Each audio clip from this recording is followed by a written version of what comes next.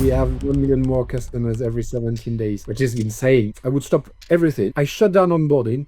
I would actually win users. We have a lot of great competitors in many markets, but we don't have any competitor at a global level. I was a very ROI believer, and now I really see it. I really see the value of the brand. The more I invest, the more I cash. Today on Billions, I'm sitting down with Antoine Le Nel, the guy who spent 7 years scaling Candy Crush into one of the most addictive products ever created, then walked away to go kill traditional banking. At King, he helped turn a mobile game into a machine that prints billions. When Activision bought them for 5.9 billion, it could have stayed forever. Instead, he joined Revolut in 2021, right as most fintech were collapsing. 3 years later, $75 billion valuation, 4 billion in revenue, 65 million customers. His secret? Ignoring everything Silicon Valley preaches about growth. Antoine, thanks a lot for being here. Thanks, Guillaume. So we're going to spend a lot of time talking about Revolut, but I also want to go back, to your time at King. When you joined there, scaling Candy Crush, to hundreds of millions of users, I think it was 300 million of users. What exactly did you understand, about human behaviors that could drive such stickiness for a game? Oh, that's interesting. So, I actually joined King. It was the head of IPO, and the objective was actually to diversify the portfolio because, as you say, King was mostly known for Candy Crush, which was a little bit of a challenge because it was the risk was a bit of a one-hit wonder. That stock market, they don't like that. The public market doesn't like one-hit wonder. They want sustainability over a long period of time. So I went there to actually diversify the portfolio, and there was quite a bit of new games that were being launched and so on. So my objective was to promote those games and kind of move the user base. No, I wouldn't say away from Candy Crush, but kind of help them explore that. And we managed to do the IPO, and Candy Crush was only doing 50% of the revenues. So we managed to actually diversify that. So what he told me is, I think marketing is incredibly powerful because what you can do while everyone is coming obviously for Candy Crush, because that was the big brand and so on, you can actually leverage anchors like Candy Crush to actually move and explore new things. And I think that's something that I've done as well a bit when I was a consultant before. I worked in retail for supermarkets like Carrefour and so on. And you know that you need to make the diapers very cheap so that you get more of the rest, because that's your hook, in how you are attracting your users. And I think that was the same, with King. And there's a lot of similarities as well with what we're doing here at Revolut. And can you share maybe one or two stories or a growth hack? I don't like to call them hack, but let's say where you drove adoption from your trophy product Candy Crush towards other products. Yeah, sure. So I think so it was a little bit later. So once we had Candy Crush and then we had all the other games, then we started launching as well some sequels of Candy Crush. So there was a game that was called Candy Crush Soda Saga, which was kind of another way of doing Candy Crush. And we decided to do a huge big bang launch that was absolutely massive, launching in 150 markets at the same time and make as much noise and build the virality as quickly as possible. And I remember we managed to generate in only one day 7 million downloads in one day. And then we were the most downloaded app in those 150 markets within the 2 hours after launch. It was just properly insane. It was incredible. And we did that by putting in place some really smart cross-promotion engine inside the app, leveraging a lot of, whether it was push notifications, all the tools that we had with zero spend.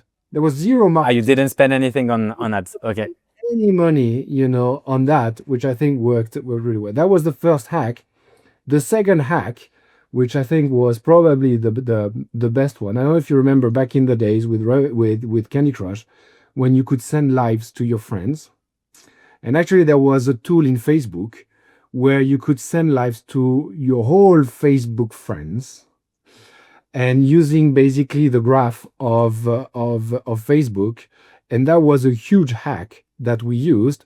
And at some point, we were messaging 70% of Facebook users globally on a daily That's basis. insane. We were sending 2 billion messages of lives being sent around, and for free, no marketing. It's purely variety and so on. And then one day, Facebook realized the hack, and everyone was pissed about. Everyone was mega spam, about Candy Crush, that they were super pissed.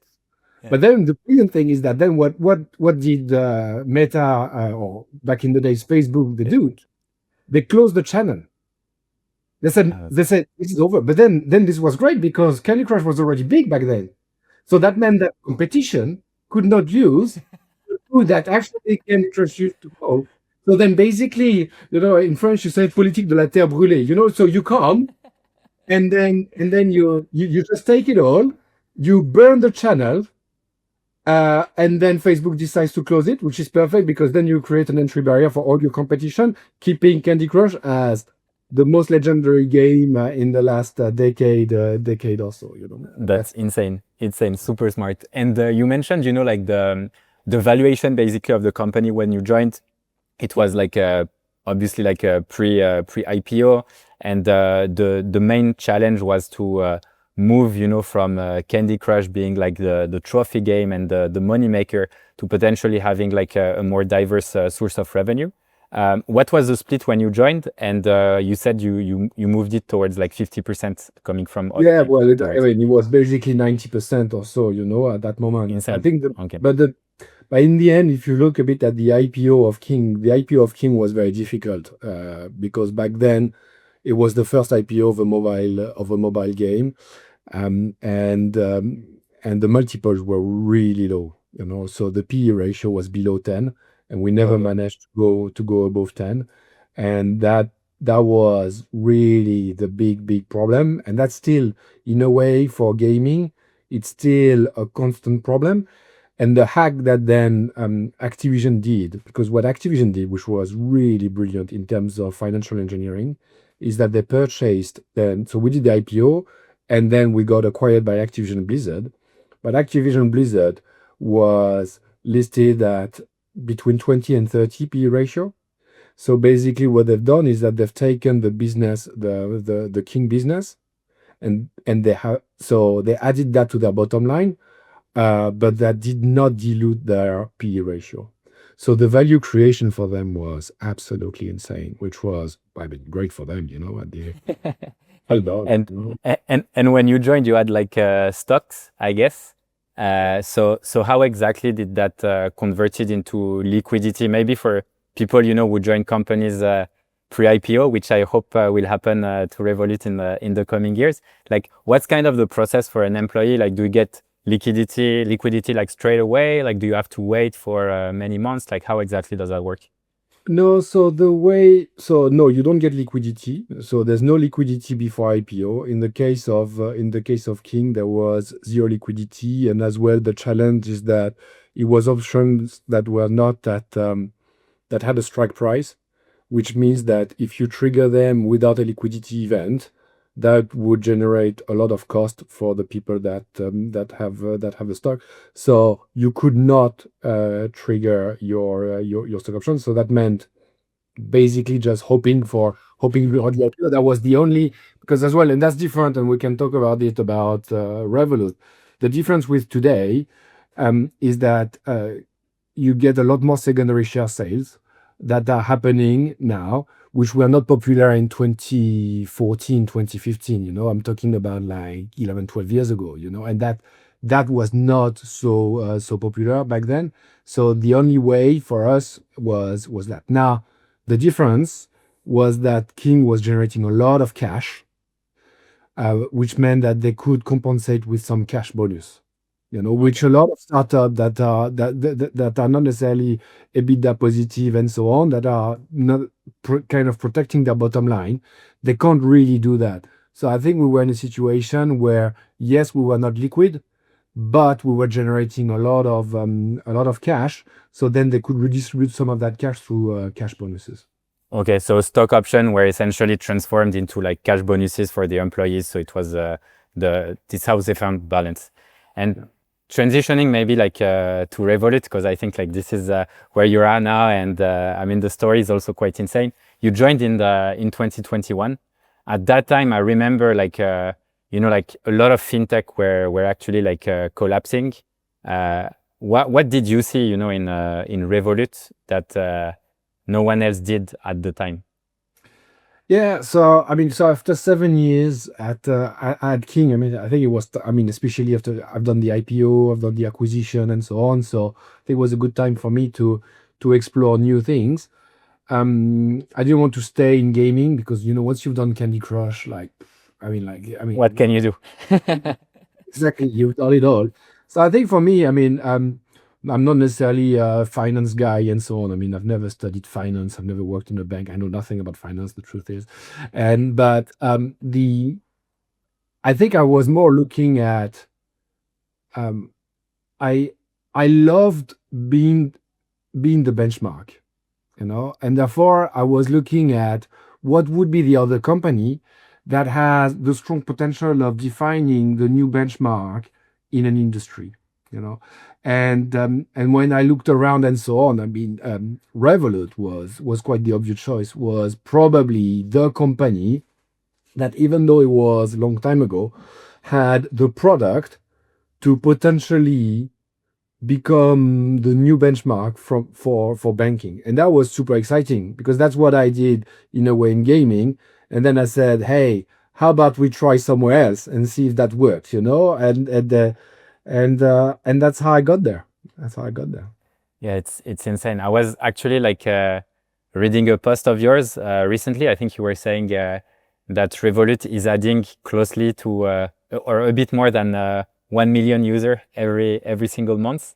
No, What, it's what every, I think it's every 17 days we have 17 days? Okay. 1 million more customers every 17 days, which is And insane. Oh, it's insane. So let's say 1 million every like half months, every 15 days to round it up. So when you joined, like what was the pace like in customer the, acquisition? the pace was, I think we were around 10,000 a day, around 10, 15,000 a day. Okay, so 300K every month. So, so yeah, exactly. Yeah, yeah. So, well, no, it was, yeah, exactly. Yeah, 10,000 a day. Yeah, 10,000 a day. So 300,000 a month to 2 million a month. Yeah, something like that. Okay, that's insane. And essentially like you're also like highly profitable. Like I mean the EBITDA margin is quite insane. Like what's kind of your vision long term? Because obviously like in very little time you manage to reach numbers that are close to traditional bank and sometimes like above like what traditional banks are making. So what's kind of like the long term vision? So, first of all, I think the profitability was made by design, and I think that is something that Revolut shares with gaming. The way it works in gaming, and that's how we work as well at Revolut, is that first you need to work on your unit economics. Like at a user level, what is your profitability? And it's only once you get that level of profitability, you can define the horizon, like fine. But that gives you potential to invest. And it's only once you start getting a good unit economics that then you start pumping and fueling growth, not before. Because a lot of companies do things the other way around. They say, "Oh, I have a product. I don't necessarily have the profitability yet, so let's start pumping growth because it will attract VC, etc., etc. I need to show growth on my top line." And that is absolutely not what Revolut has done, and that's not what gaming do. You know what you do with a game? You launch a game, you look at your retention metrics, you look at your profitability metrics of your cohort after 1, 2, 3 months, and then you say like, okay, then I'm generating that much gross profit at a user level, so then I know how much I'm ready to bid on my performance marketing, my marketing perspective. And therefore it's an arbitrage, that you make at the end of the day. Because if your cost of acquisition is above your profitability, then you don't have a product, So, and that's what we're doing, and that's what we're doing as well at Revolut. Each time we launch a new market, which is a bit of a new product, we first launch the new market, we look at it, whether we have good retention and then good profitability, etc., etc. And it's only when I see that my unit economics are good, then I push and I fuel growth. And that's why at the end of the day, because if you see the curves, you see my curves in marketing spend, and you see the profitability that actually grows even more than my marketing spend, which you rarely see in most businesses. When people invest in marketing, then you have the bottom line going down. While in all the businesses that I work in, it's actually the opposite. The more I invest, the more I cash.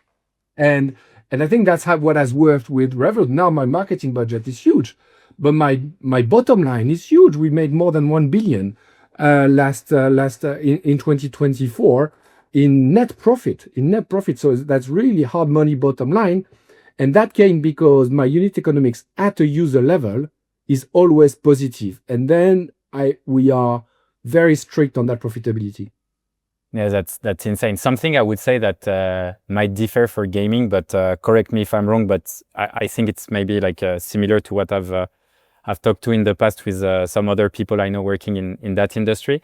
Is that for Revolut, I'm guessing that the churn rate is extremely low, because like when you launch like a bank account and you go from traditional banking with no app, a very difficult way, like to sign up, to wire money, etc. And then you come to Revolut, you have instant transfer, you can pay in any currency. Like you have all this amazing feature. I'm guessing that your LTV is quite huge and keeps building up over time. So the question I have to you, if that's the case, like how exactly do you measure your cohorts, like long time?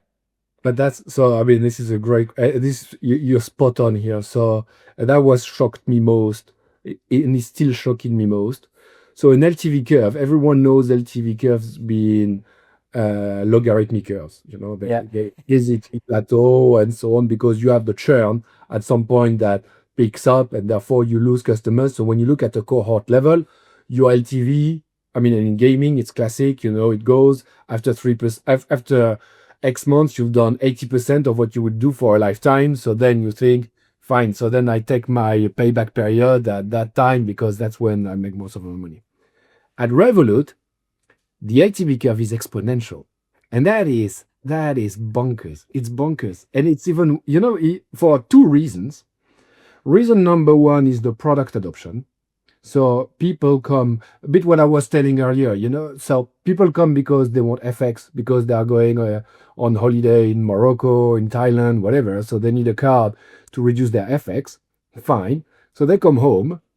And then after a few times, they realize that, well, actually, I mean, maybe I can use it for savings. Then I can do a bit of trading. Then I can do a bit of crypto, etc. Et and then the product adoption is gradual, which makes your LTV curve not plateauing, but actually growing exponentially. And the most amazing thing that we see is that basically what you have is you get a churn very early on, there's the big drop of churn. And from that moment, churn is negative. Okay, yeah. So it's only expansion. Once people pass like a certain, like let's say 30 days or more. Oh yeah, but then what happens? Yeah. Once you've passed that date, not only those ones they stick, but the one you lost in the first drop, you win them back. So it means that your curve of DAU drops at the beginning and then goes upward, which means that if tomorrow at Revolut I would stop all acquisition, I would stop everything. I shut down, no more onboarding and so on. I shut down onboarding. I would actually win users, which is pretty. Yeah, it's insane. Yep. And that's what you do. When you look for a job and so on. That is the due diligence that you do. That's the due diligence that I did on Revolut. When you know, and when you work in VC and so on, and you need to know where you want to invest at an angel investor, etc., etc. Don't look too much at the revenue, etc., etc. It's irrelevant. Look at the business fundamentals. You look at concretely at your unit economics. What are the ones that really are different to anything you've seen. And then once you've seen that, then you can scale, and then you can make billion-dollar businesses and so on out of that. And I'm curious, like, to build up on something you said. So you mentioned that you had the biggest drop in the early days. So I'm guessing that very clearly you can identify based on the action people are doing, the kind of like stickiness, or you can predict in some ways the stickiness. So let's take an example, totally made up, but I'm guessing that if someone like opens a Revolut account and then, you know, start to put even more money into like a saving account and then start trading, that person is way less likely to churn than someone who just came in, didn't get their card on time or whatever could happen, etc. So do you also look at the kind of key actions in SaaS, we would say like a aha moment or something like this, that would drive potentially more stickiness? And have you ever like worked on growth experiments to increase certain actions to drive more stickiness over time? Yeah, I mean, of course, you look at deposit. So the amount people are depositing in the first week on the account is usually a great prediction of the stickiness. Do you know there are other things? For example, I've been fighting to keep the delivery of the card. You need to pay for it at Revolut. It's not free. Yeah, of course. And while all other banks, it's always free, you know, to get the card. You know. Yeah. So, two reasons why I do that. The reason number one is from a transparency perspective, you need to make people pay what costs you money. Yeah. So that the card. So they show the value, they understand the value. Yeah. So I have shipping fees. I mean, this is. Yeah, you're paying DHL. while the other banks, they'd rather do that free, but then they charge FX super high, but FX there's no cost. So why do you charge things that doesn't have a cost and you don't charge things that have a cost? So you do that. But then most importantly, if you buy your card, you're going to use it. So you actually buy your engagement into the product, because you make a commitment in the very beginning. Say, okay, it's very small. I think, depending markets, like 7-10 euros and so on. So it's a small amount. But if you spend 7 euros in buying the card and getting it shipped home, etc., and putting it in your wallet, you're going to use it. I bet you're going to. And to be honest, I was actually like super impressed with the shipping and everything. So I was actually like I ordered like a new card on Revolut, and it was I was in Paris like last week when it was snowing. So DHL couldn't do delivery in the city center in Paris. Obviously, it's France, you know, like when you have 2 centimeters of snow, the whole country shut down. When we're not on strike, that's what happened. And I basically like I'm leaving Paris to be in South Africa for the winter. So the card couldn't be delivered here. So I just went on the app and I was like, okay, like how am I gonna explain that to a support agent so I can get my card delivered? Like where can I pay, etc. I just went on the app. I say, didn't receive my card. Here is my next location. It's a totally different country. Well, I thought it would be like impossible to do, you know, with a traditional bank. I knew like that happened to me with HSBC back then, where, you know, like they're never willing to deliver the card to whatever country they needed. And it was so smooth. So I'm like, why would I go back? You know, like it's just insane. And building up on the story, so I'm not gonna mention like the competitor we were using for my company, but we're making like for context for people around 45 million annual recurring revenue with my company, and we switched from a bank to Revolut. Before you were not doing like B2B. I mean, few years back, I would guess like the B2B products were not so advanced. So we decided to change. For us, it's crazy. Like we're saving a lot of money, etc. And the product is truly amazing. On your side, how do you see like the split between B2C and B2B? Because for me, like obviously the biggest pain that I see, you know, whenever I'm working with, we're also like very profitable. So we have a lot of cash. We invest our cash in different places, etc. But with traditional bank, it's like a mess, and they have like many products they can offer. Revolut has a lot also. How do you see kind of that split? Because obviously companies have a lot more money than individuals. So what's kind of like the future strategy? So on this one, there are two ways. There's the, let's say, more short-term tactical view that we have, and then there's the more high-level strategic objective. If you look at the more tactical view, is to say that this is a big market, business banking, and we want to get into it. And that's what we're doing. So Revolut Business is a place where we're investing more and more. It represents today almost 20% of our, I mean, people don't really know much about Revolut Business, but it's almost 20% of our business. We passed 1 billion of ARR. So Insane. it's, and if you look at the company is worth 75 billion. So that means Revolut Business is worth 20% of that. So $15 billion business. So it's not a small business, you know, like even if you look at competitors and so on, they are nowhere near, you know, this. But the thing is that you're sitting next to such a giant, which is Revolut Retail and so on. It's living a little bit in the shadow, but we are working on removing this at the moment. Now, so one objective is to say, okay, we need to address that. That's why we are building treasury offers. That's why we're building some payroll capabilities. So we're expanding a lot so that it focuses from all the way SMB, mid-market, all the way to enterprise. So that is quite tactical. We have a sales team and so on. We hammer it, etc., and we try to build that as well, leveraging our tailwind that we get from retail. So retail gives us a massive benefit. Now, the strategic thing, which is a lot more interesting, is we're going to have hundreds of millions of customers. So that's retail banking. We're going to have millions of businesses. And we are building, and we have built as now at the moment, all the payment gateways and the payment fund. So it's RevPay, which is like a competitor of PayPal and so on, all the payments and investment. So now you see where I'm going, where suddenly you have the merchants, you have the companies, you have the end consumer, and you have the payment in the middle. That's it. And then it brings three huge benefits. Benefit number one is that it's a lot quicker. Everything is super seamless. It goes super quick because you don't instance. Properly. The second one is that it's super safe because it's all in one system. So you don't have connecting systems between payment, third-party solutions, here, that, and so on. A lot harder to hack from that perspective. So super safe. And it's a lot cheaper because because in payment, there's a lot of intermediation. You know, that value chain.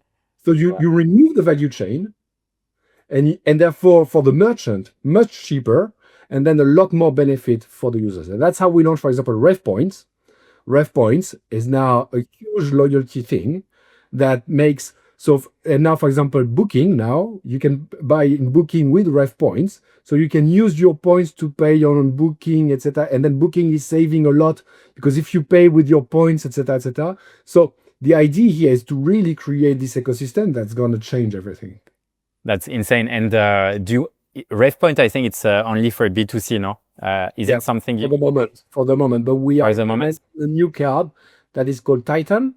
For businesses. For businesses, so it's Titan card businesses where you win points as well. From what you do, and then you decide whether the points go to the company or go to the individual directly to your retail account and so on. You're gonna make millions of entrepreneurs very happy because the only card that was doing that so far was Amex, and Amex service is just a huge pain. I mean, for accounting and everything, so quite insane. And I'm guessing that if everything is centralized, also you're gonna remove the pain of for many businesses. I'm guessing it's a pain like the invoicing, because if you had like the merchant and the payments, you can do what most banks can't do, which is you have the transaction, you have the buyer, you have the provider, and just recoup information. Exactly that. You got me excited about Revolut. No, That's really insane. And when it comes to efforts B2B versus B2C, you mentioned that B2B was about like 20% of the business, but you also started it a bit later. So how exactly do you split, resources toward the B2B and B2C? So I think it works. That's the way we work at Revolut. So things are quite. We're trying to isolate things as much as possible and reduce interdependencies, because that's what kills companies, and that's what makes companies slow. It's all those interdependencies that you kind of impose yourself. So what we've done is, right, I mean, business is kind of operating in a completely different way to retail. Now, it's a bit easy because it's not the same app, so you don't work on the same tech stack. It's a lot more web, obviously, than mobile, when retail is the other way around. But we do the same as well, even within retail, meaning the crypto team is very independent from the savings team, who's very independent from the credit team, who is very independent to the trading team, to the rev points team, etc., etc. So we've built the organization and the tech stack so that everyone can work in a very autonomous way. And I know companies, they love to break silos, and put people as a middleman here, facilitator there, coordinator there, and so on. That is the cancer of an organization.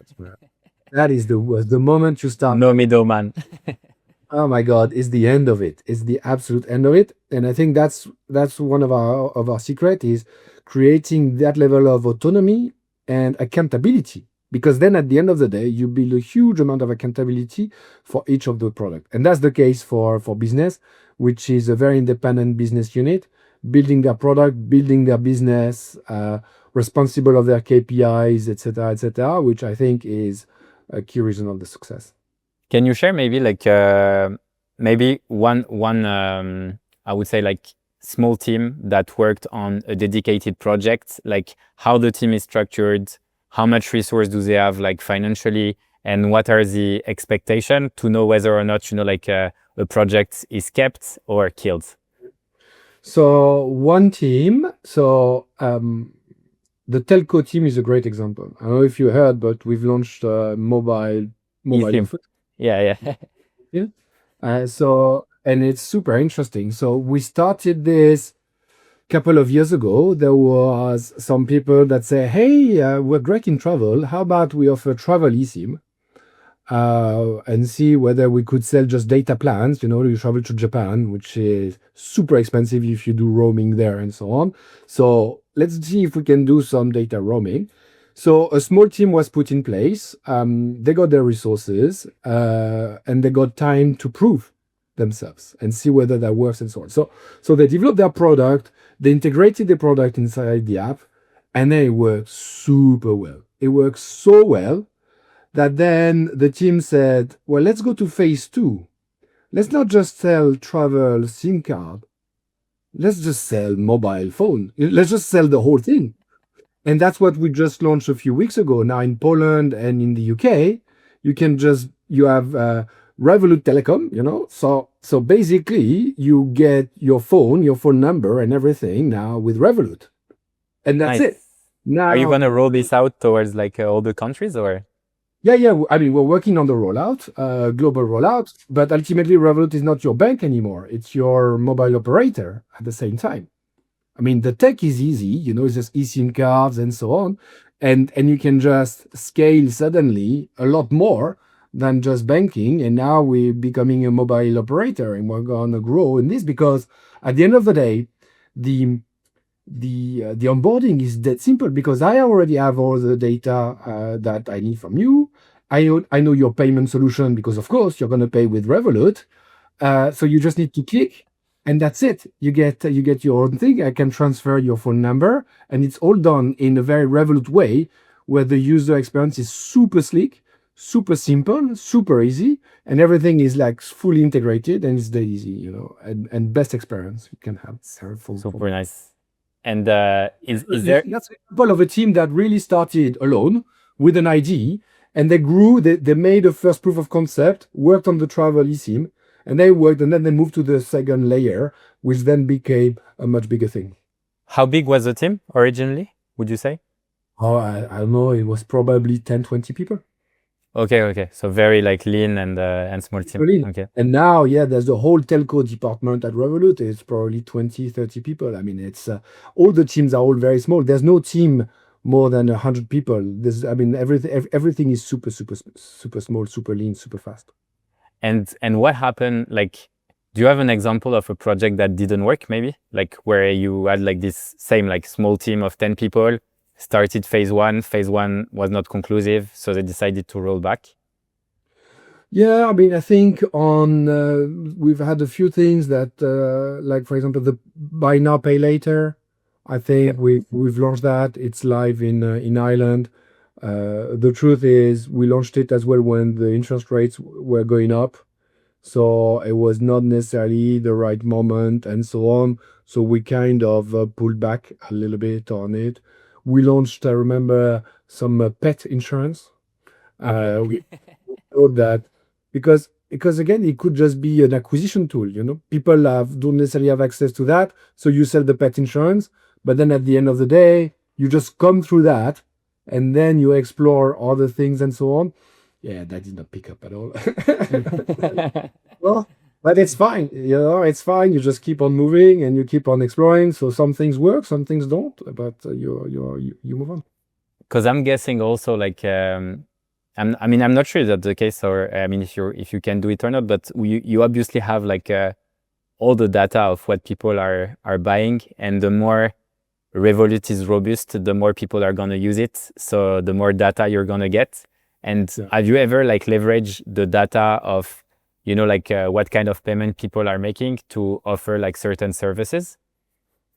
So no, I mean, there are many things you can't do, as you know, with Okay. data. You need to be super careful. So we don't look Mm, at what individuals are spending and so on. okay. I think it's more like, for example, we're working with some when we work with partners, as I was saying, booking, etc., but some music festivals. Now we are big partner of some music festivals where we process payments. They they were telling us, well, actually, guys, 50% of all the spend were actually coming from Revolut. So, so you guys, like, that's it. It was actually organically 50% of the people going to the music festival were actually paying already with Revolut. So then you use kind of this to say, well, let's just move everything to Revolut then. It doesn't make sense. So it's more of an aggregated data than saying, oh, I know you do this and therefore I'm going to give you that. Okay. You need to be very careful with those things because you can do some stuff, but do you really want to give the feeling to the people that we have the They're ability? being watched, and yeah, okay. You need to be very careful with those things. So Yeah. No, makes sense. Makes sense. I mean, personally, I think I like it when it's the right product at the right time, and but I understand. And typically, on that case with the music festival, because you said like they moved, did they move the payment infrastructure? Like for example, moving to Stripe from is that Yeah, it? Like exactly. you can, So, yeah, so Primavera Sound in Barcelona and Porto, which is a yeah. huge, it's a huge festival. Now, all the payments, whether they are online when you buy your tickets, whether they are there when you buy your beer and so on, and now everything is being processed by Revolut. Yeah. How exactly like what's kind of the playbook to go from I'm a new bank to I become like the leader in that country as a bank and fintech. So the playbook is quite straightforward. Uh, and he has evolved a little bit. But the playbook we're doing at the moment is first you go in the country, you put a team to get the banking license. So you get the banking license that will then help us to launch the full Revolut product. Because what we realize is that when you get a license that is only on part of the things and so on, where you can only launch not the full product, but some of the product, etc., then it doesn't work. It's like imagine if Gmail had different functionalities in one country versus another, but that doesn't work. It's not possible. If you claim being a global bank, you need to be able to have the same product in every single market. So that's what it is. So item number one, get the license, then adapt the product, but usually should be as light as possible. Most of it is on the onboarding because the regulators are asking for different things on the onboarding. That is always very country specific on how you do things. But the core of the product is the same. What is very, very impressive compared to other banks, like you named HSBC, is that HSBC, the app of HSBC in the UK, in Hong Kong, and so on, is not the same app. It's a different app. Yeah. Revolut is the exact same app. Yeah. So in Japan, in Brazil, in Norway, in Poland, and so on, is the exact same app. No difference. The only difference is that we manage server side the onboarding differences as well. Some products are not launched. So for example, we are currently in test with mortgages in Lithuania. So that means technically everyone has mortgage in the app. But they don't show. It's not turned on. It's hidden, but everyone has mortgage in the Revolut app, even if you live in New Zealand. Yeah, I mean, you could technically, it's there. It's not that it's not ready yet. So we are still improving the product, etc., in one market. But that explains as well why the tech stack and why we are so agile, because compared to a bank, they really work as complete independent unit, and therefore the tech stack is duplicated. They're duplicating the tech stack by the same number of operations that they have. While we have one tech stack that basically covers it all. So when I develop something somewhere, then you pass it through the regulatory coloring that you need to put. But at the end of the day, everyone gets it. Nice. Yeah, so it's huge competitive advantage. Much faster and yeah. And do you see any really like serious competitor or like someone that where you're thinking like, okay, like they're doing a lot of like really great things and they're moving like fast also? Or do you feel like at the stage and the scale you're at, you're really like dominating now? So we have a lot of great competitors in many markets, but we don't have any competitor at a global level. In the sense that I think in the UK, there are some great players in the UK. In France, there are some good players in France. And in Brazil, I think some really stronger banks, neobanks as well. But then there's no one that is global. So you always need to look at it very locally, etc., which means that I think a lot of those new banks and so on, I think they've done really good from a product perspective. I think some have a very good product, but I think what they have not managed to do yet, which we have, I think at Revolut, is not just scale the product, scale the users, but scale the compliance and the regulatory aspect. Because today we're live in 39 markets, and that means you need to manage regulatory, etc., of 39 markets. And that is very difficult. That is very, very difficult.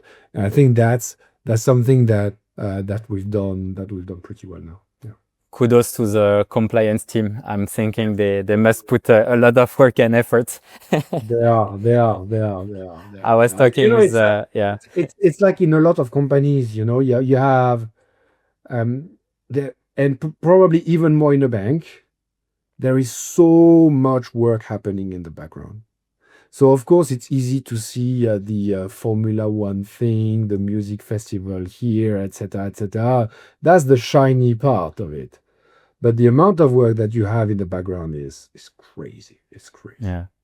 Talking about Formula One, congrats on the new partnership. Is the plan for Nick to be on Netflix next year or?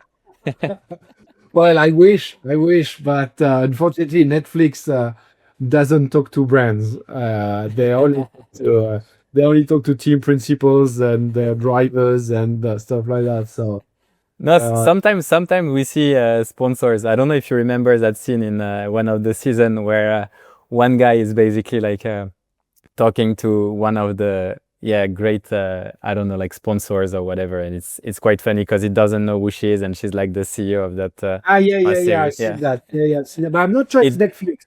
I'm not sure it's Netflix. I think it's just Sky TV or something like that. Okay. It became a meme. I don't know. It was like it It went was all over the internet, and you're like, she's the bizarre. CEO, and it's just like, yeah, it's insane. Okay, no, that's cool. And when it comes to this kind of partnership, because I mean, I kind of have a sense of your the way you work, and I'm sure like you're extremely data driven. You came from the gaming industry. Revolut is known for being like extremely data driven. So we look at all the metrics, the unit economics. Branding is always kind of the toughest part, because I feel like in brand you also need to make like big bets and believe in some way. So Mhm. how exactly do you decide for such partnership, and do you have ways to track in some ways where the impact? So there are two ways. I look at it in two ways. The first way is to say that you need to push the product integration as deep as you can. Okay, because that will help to build as much attribution as possible.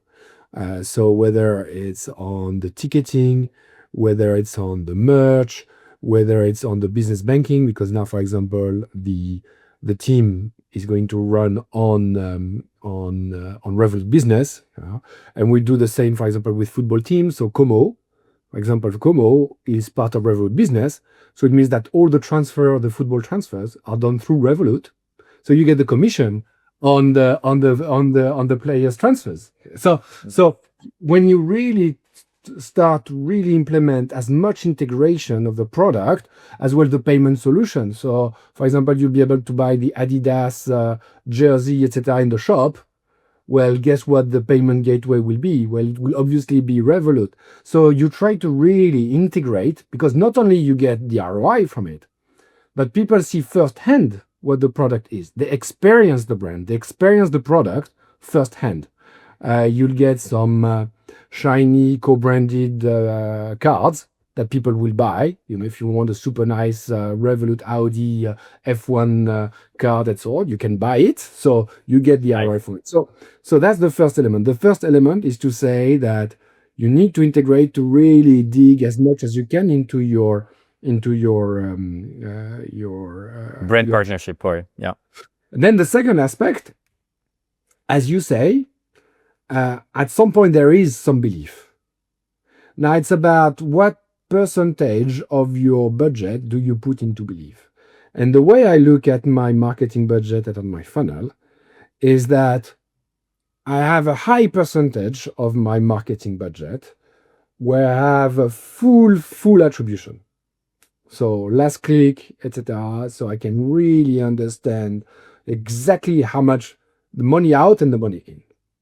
Then I have somewhere in the middle where the I have so it's a much smaller place, but I have a bit softer metrics. But I can still run ROI, but over a longer period of time. So I can look at my ROI at a quarterly level, etc., etc.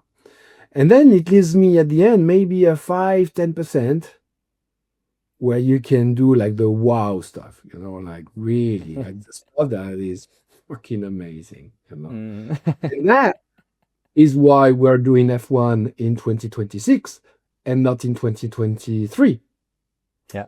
Because my wow budget was full back then. Yeah. Now, because the percentage stays the same. Mhm. But then because suddenly the top number goes up, it means I can just put a small percentage of my business, of my marketing, into really wow stuff. But it must be super wow, so that even though maybe there are some parts that I can't measure, at least it's really memorable and Yeah. will really make an impact. Now, because I think you can still measure it, but I think the time you will waste measuring it is not necessarily worth it. And it's always be debatable, etc., etc. So then at some point you say, you know what, this is just amazing. Yeah. We're gonna be legendary if we manage to really make it even a generational sponsorship, because that's what you want to do at the end in F1. you want to be the Marlboro Yeah. of F1. If you manage to, because we are taking this team from the very beginning, Yeah. there will be no one before us as Audi. And if you make it a generational thing that kids have with a poster in their bedrooms, then you've made it. Measure the ROI of that. It's very difficult, but you gotta go with your guts at some point. I love it. I think that could have even been on Mad Men, like this kind of of talk for creating something like intergenerational and making it last. And I agree, like it's insane. Like if you can have winners in Audi in the next, let's say, like 5 years, and having Revolut in the back or the helmet or whatever is just Yep. insane. I know we're almost running out of time, and I want to just bump again on a question I asked you earlier, because we talked a little bit about secondaries and liquidity, and you mentioned that it was kind of like different at Revolut. I know, like I think recently Nick did like a tender where he basically bought back like some of the shares of past employees, etc. I mean, the company bought back like the shares of some past employees. Like, how exactly does that work internally? Do you have like the ability to sell your shares? Like, what's kind of the amount? Like, can you maybe go through, because we have a lot of like entrepreneurs and C-levels like listening to the podcast. I'm sure some of them are interested and hyped, like to join. So I guess it's always like a good question to. Yeah. Of course. So we've been running in 2024 and 2025 secondary rounds. Secondary rounds are basically ways for current investors to sell some of their shares to new investors without passing through a public market. And then the price is decided, the price is made, and then you look at how many people are actually interested in buying this at this price. So that gives the ability for early investors, for founders, and for employees to suddenly have a bit of liquidity. And I think the champions of that are Stripe. Stripe, Yeah. they do that every single year. I think the CEO even said that he doesn't even know that they would If ever they want do an it. IPO. Yeah. Because at the end of the day, he does his liquidity event every year, sells a little every. I mean, all the early investors now they may have exited even, and then you have the new ones, etc., etc. And honestly, you have all the benefits of being public without all the disadvantages, which is the quarterly reporting, etc., etc. It's very different being public. So then, what does it mean? I mean, at Revolut, then what happened is that I mean, basically, you get an idea of how subscribed it's going to be. That defines a bit of a budget, and based on that budget, you tell the employees this is the percentage of your stock that you can sell, and therefore there was a fixed percentage that was given, and the employees could sell or not, because some people might think, I mean, that is actually that thing that, well, maybe I can do better than that, Let's wait a few more years. It all depends if you need the cash or not, and they will see. So that has been incredibly successful, because as well, it's a great retention tool as well. Because of course, when you're in a company that is private and stays private probably longer than what you would have thought as an employee, giving those liquidity events is a great retention tool. And is the goal for Revolut to IPO in the years to come? Because you mentioned Stripe, and I think it's David Collision, like who said we have like the liquidity on private market now, so why would be public and just like, as you said, like do all the shit board meet documents that you need. I mean, I can only say that it's not going to happen in the short term. I think it's great not having to focus on that. Okay. I know how companies become public. It's a big disruption in your operations, Yeah. especially at the leadership, management, etc., etc. As well, it's a risk that you take because suddenly it offers full liquidity to maybe to think to people that you don't want to be fully liquid, etc., etc. So I think it all it's not a priority for us. It's not a priority. Yeah, and I'm guessing, like as you said, like the moment, and you've lived it, like the moment you decide like to go and IPO, it's not something that just gonna happen overnight. Like it's a whole process, which means that technically, like you also defocus from the business, the growth, your users, yeah. So it's interesting.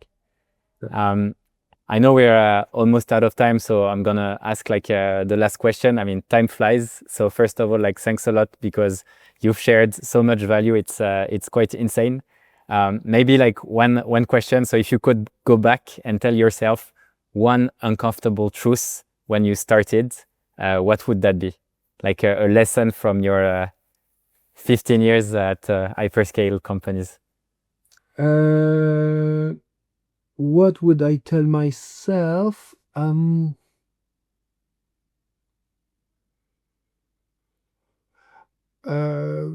think I was not seeing the value of brand. I see the value of brand now. It's very clear to me. It's very, very, very clear. I'm an engineer, so I never studied marketing, and I was a very ROI believer. And now I really see it. I really see the value of the brand and the importance of it. So make sure that whatever you do, protect the brand, and then enhance the brand and build on that. And that is true for B2C, B2B, and everything. Make sure that you're consistent with your brand and that you keep on nurturing it. That's great advice. Where can people like follow you and follow your updates? I don't know, on LinkedIn, I guess. LinkedIn, yeah.